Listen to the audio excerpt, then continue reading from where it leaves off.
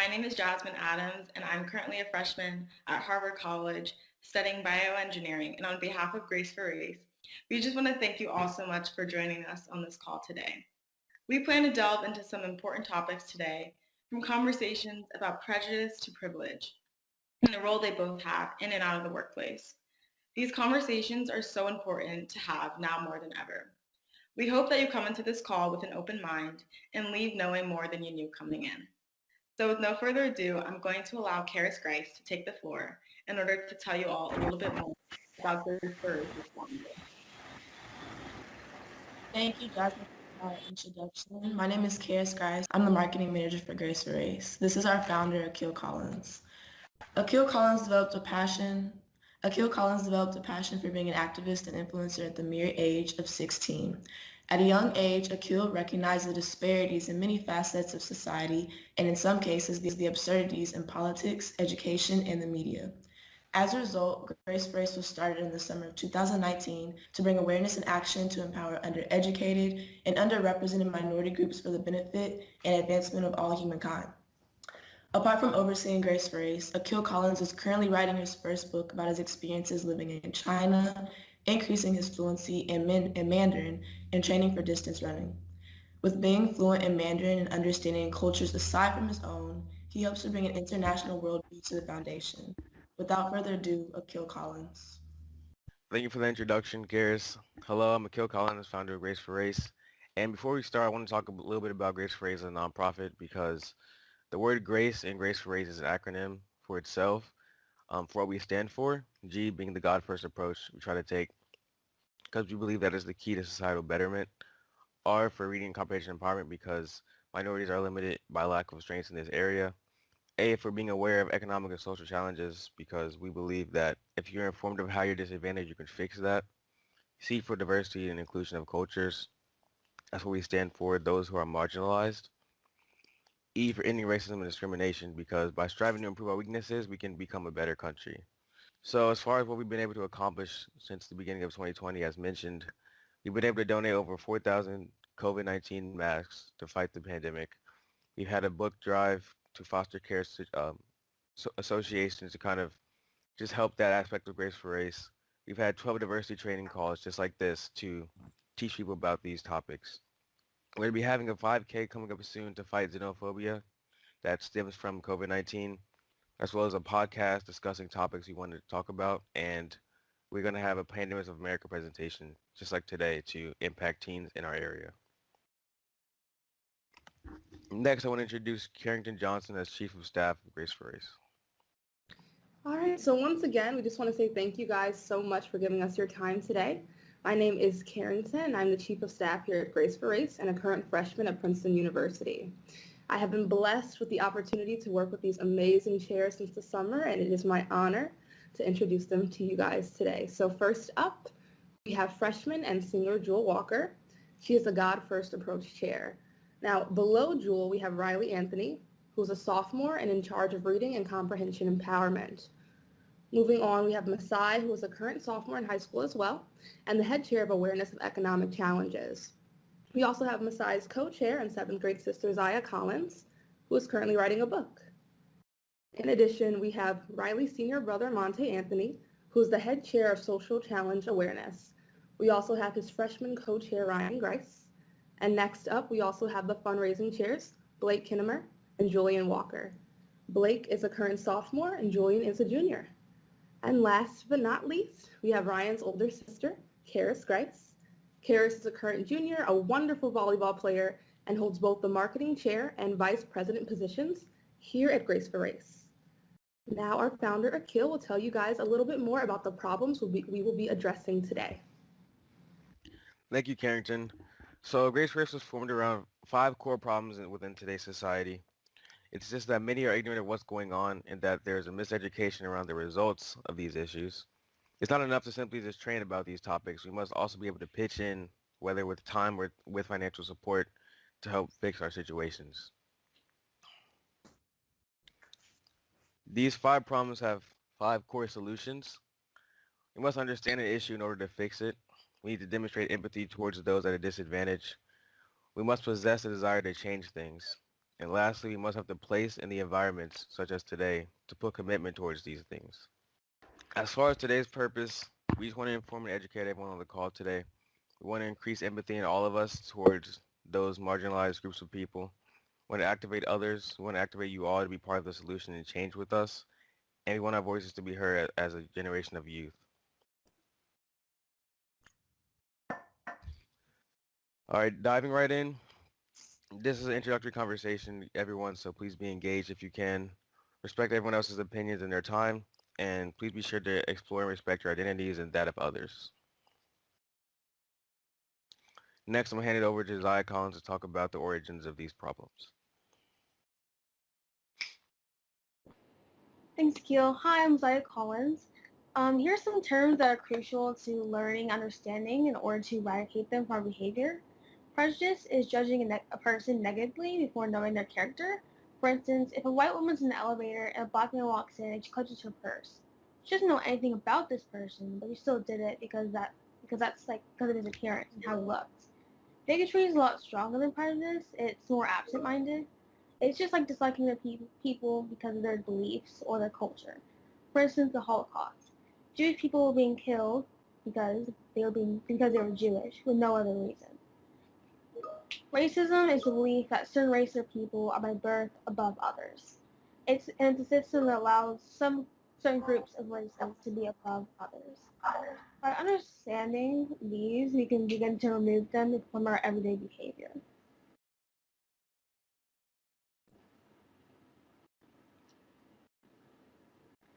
Understanding bias and prejudice, we can then begin to, like I said, move forward towards respecting and exploring other cultures and begin to appreciate people's identities instead of looking at how they are on the outside. But more on that from, and begin to understand people's identities, intersectionality, and how that mixes. Culture is part of people's identity. It's language and religion, food, drink, traditions, stories. It's just everything that makes up your culture, which then begins to form you as a person. So next we're going to have a little bit of an exercise. So on the next couple of slides, there's going to be a phrase. So it's either going to be cultural, which means that it's done within certain cultures. Universal, meaning it's done around the world by the majority of people. And personal, meaning that it's only done within certain families. So if you could just put like in the chat if you think it's cultural, universal, or personal. First one is respecting your elders. Just whether you think it's cultural, personal, or universal. Okay, so the next one is dating. Whether you think that is, universal, cultural, or personal.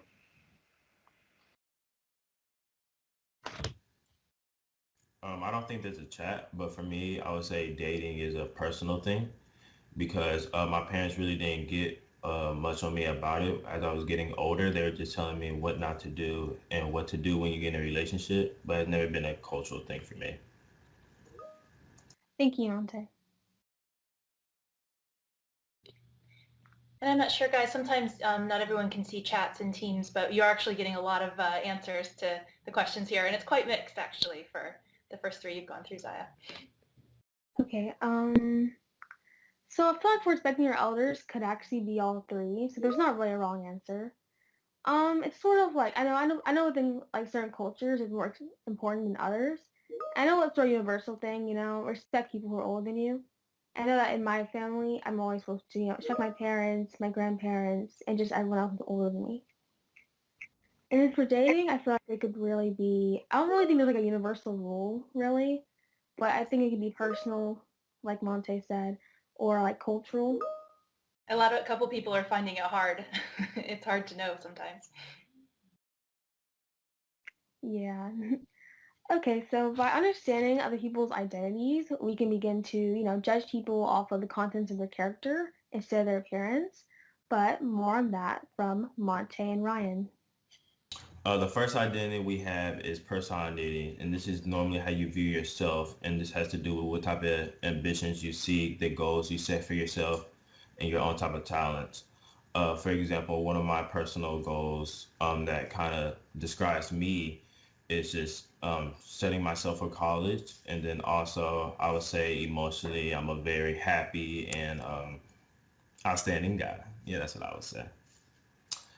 The next thing we have is social identity. Social identity is a person's, oh, yeah, social identity is is an idea, is a person's idea of who someone's based on how they're grouped. For example, I'll be categorized as an upper class African American male man. Intersectionality is when you take two social identities and combine them to create discrimination and or privilege. An example of this would be a woman who is black. You could say you can combine those two social identities and say that she was violent and uneducated because she was an African American woman. Can everyone give me an example in the chat of how someone's judging you based off your personal identity? And somebody can also give me a verbal example. I guess verbally, I would say like when they say like a black women are often aggressive. Mm-hmm. Yeah, so you're saying they're categorizing you and also stereotyping you. Thank you for sharing. Anybody else would like to give me an example of somebody judging you based off your personal identity? So I would say physical features. If you are overweight, maybe just judging you that you are lazy, that you are dirty, that you eat too much, when probably maybe none of that's true and you've struggled with weight all your life, that it's genetic, that you do work out, you do eat good food, and they just automatically judge you. Right, just like, yeah, exactly. Just judging you based off your appearance.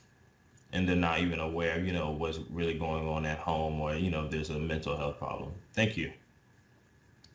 Now, can everyone give me an example of someone judging you based off your social identity? And can somebody also give me a verbal example? So, Monty, this is Praj.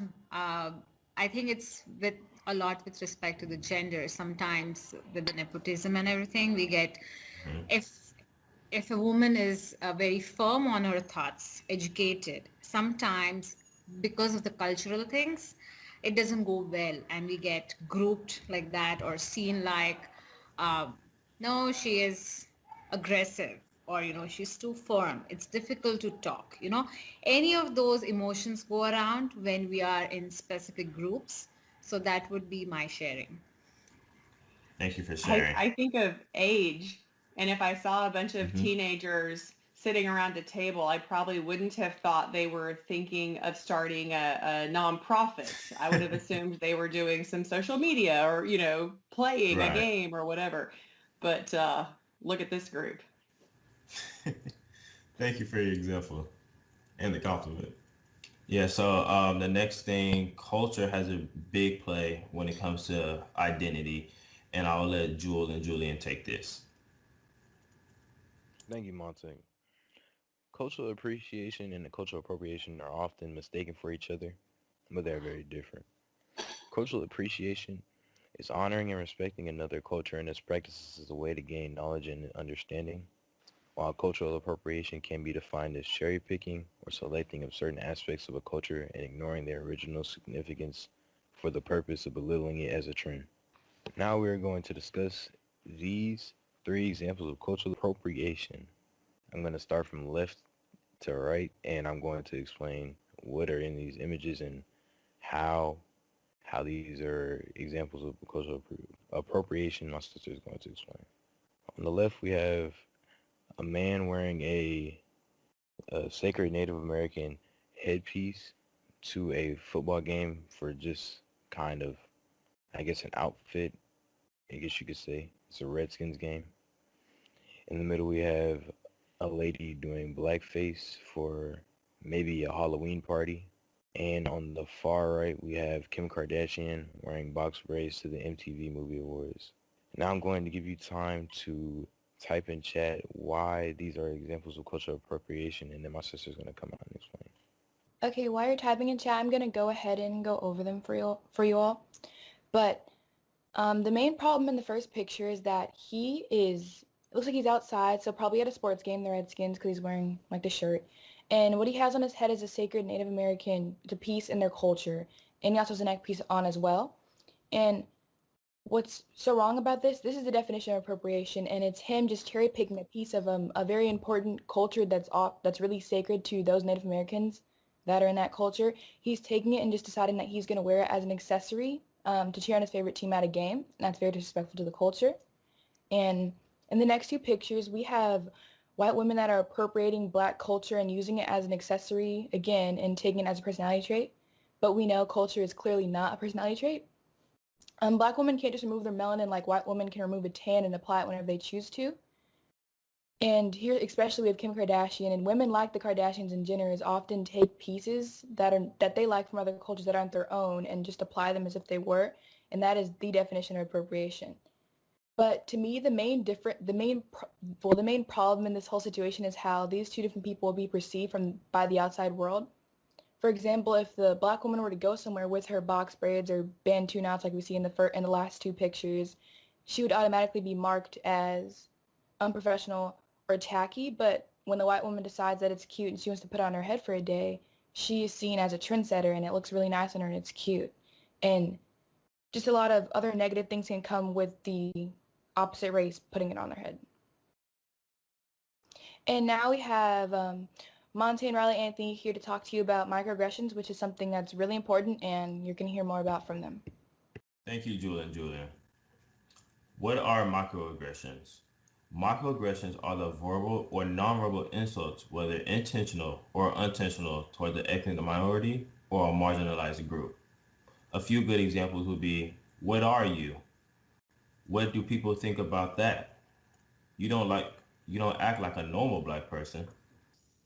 Hi, I'm Riley Anthony. I'm going to be discussing some examples of microaggressions and explaining why they're offensive. So the first one says, "You're not like the other Black people I know. You speak so well." This is offensive because the person who's saying this is assuming that all Black people are not well spoken. The second one says, "No, where are you really from?" This is offensive because the person who said this is assuming because that woman is a person of color, she's not from America, and that makes people of color in America feel like they can't call this place home. "You're the whitest Black person I know." This is offensive because when you're saying this, you're putting all Black people in a box, and you're telling Black people, based on the way they dress and speak and their interests, they can't be Black. "Are you the new diversity hire?" This is offensive because they're assuming that when people of color get their jobs, they're only getting it because of their race and not their working ability. Over time, microaggressions can destroy one's self-image, confidence, while causing mental health problems like depression, anxiety, and trauma. Altogether, microaggressions can really hurt a person and make them feel uncomfortable in their own skin. It's important that we keep an open mind and we don't put people in boxes based on their ethnicity and race. So next we're going to have Masai Collins and Blake Kinnemer discussing privilege. Thank you for the introduction, Riley. My name is Masai Collins, and I'll be talking through privilege. So what is privilege? Privilege is a special right or advantage granted to a particular person or group. For our first example of privilege, we have white privilege.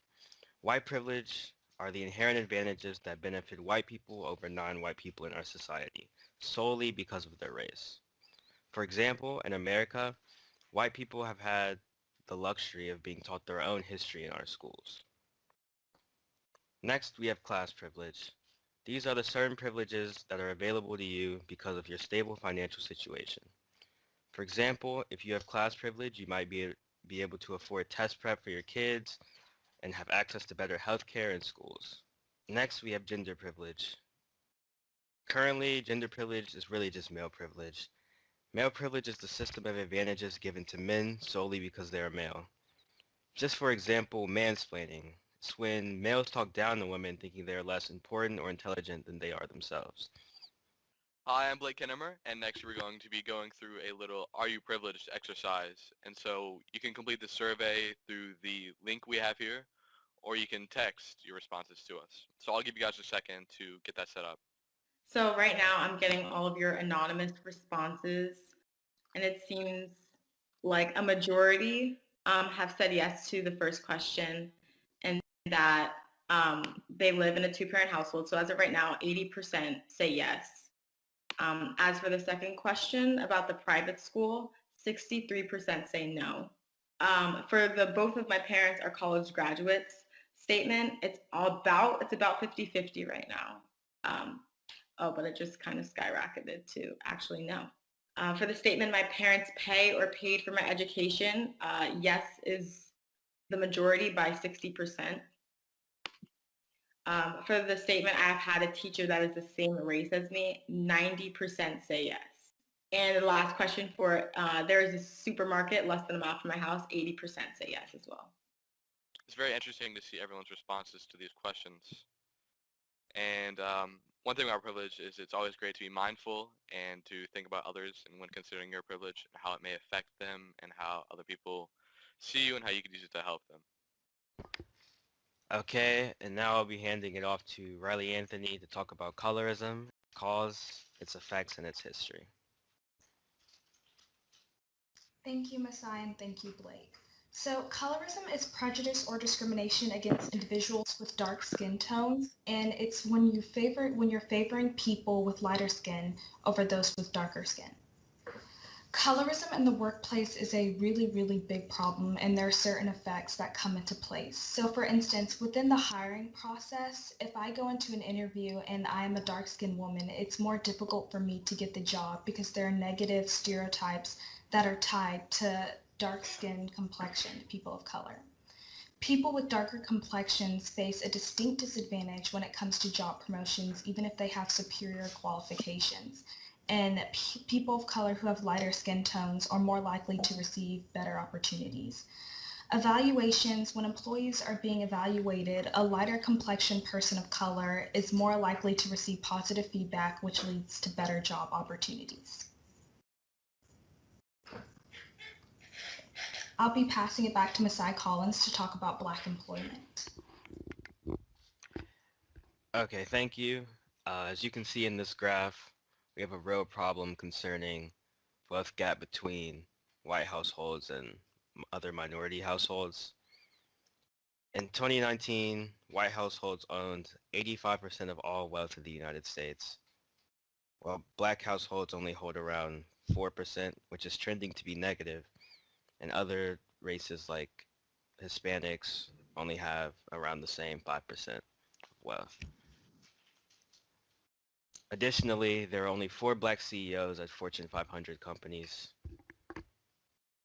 and 3% or less senior manager level employees are black, and over 50% of blacks have indicated that they felt racism on their jobs. So now Akil will come back to talk about what can we do about these issues. Hello everyone, you guys see me? Okay. Sorry, I was having some camera issues, but so yeah, I'm Akil Collins. Just trying to wrap up here about what we can do.